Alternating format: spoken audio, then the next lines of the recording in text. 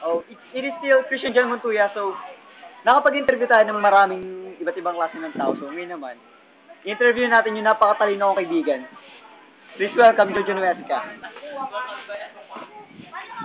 Good.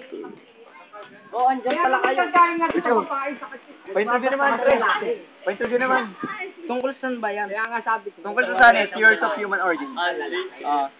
Number one question is, ano ba yung pinaniniwala mong pinanggalingan ng tao? Ayan.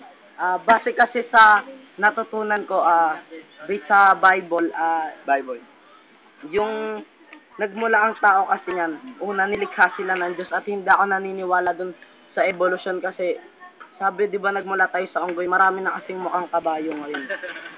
So, ibig sabihin, dominant na yung mukhang kabayo kaysa mukhang unggoy ngayon. Oo. Yun. So, what particular theories talaga yung pinaniniwalaan mo? Ano yung pinapoint mo dito? Pwede pa kayo Tagalog? Sige, bakit Tagalog na? Okay, tatagalogin ko. Ano yung pinaniniwalaan mong theory ang pinanggalingan ng tao? O yung theory pinanggalingan ng tao? Naniniwala kasi ako dun sa binabanggit sa Bible sa Genesis chapter 1 hanggang chapter 1. Saglit, may dala kasi akong Bible dito eh. Titingnan mo na. Talagang may references ka pa. Oo nga eh. Lagi ko tong dala. Totoo ba yan? Hindi. Yung boss. Ayan. Kasi, base kasi dito sa Genesis 1, Genesis 1, 1 hanggang 31. Ito kasi yung pinaniniwalaan kong paglikha ng Diyos. Yan. Base dito sa mababasa natin, makikita natin dyan yung, sabi dyan, nang pasimula ay nilalang ng Diyos ang langit at ang lupa.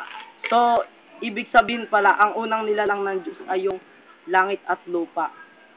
So, do you mean, naniniwala ka sa biblical theory? Oo, yun. Ayan. So, meron kaming number 2 questions. Meron kasi ngayon pinopromote na bagong theory, yung theory ng genealogical theory o theory ng genealogia. Na nagsasabi, ang tao daw, nagaling sa bakterya. So, ano yung masasabi mo tungkol dito? Ang tao ay nagmula sa bakterya. Mga bakterya pwede pa. Saglit pa. Bakterya. Parang masyadong malalim yan. Pero Masyadong tingin ko, hindi ako naniniwala dyan eh. Kasi, sabi kasi pag sinabi nating tsuri, hindi yan sure eh. Ano pa lang, parang haka-haka pa lang.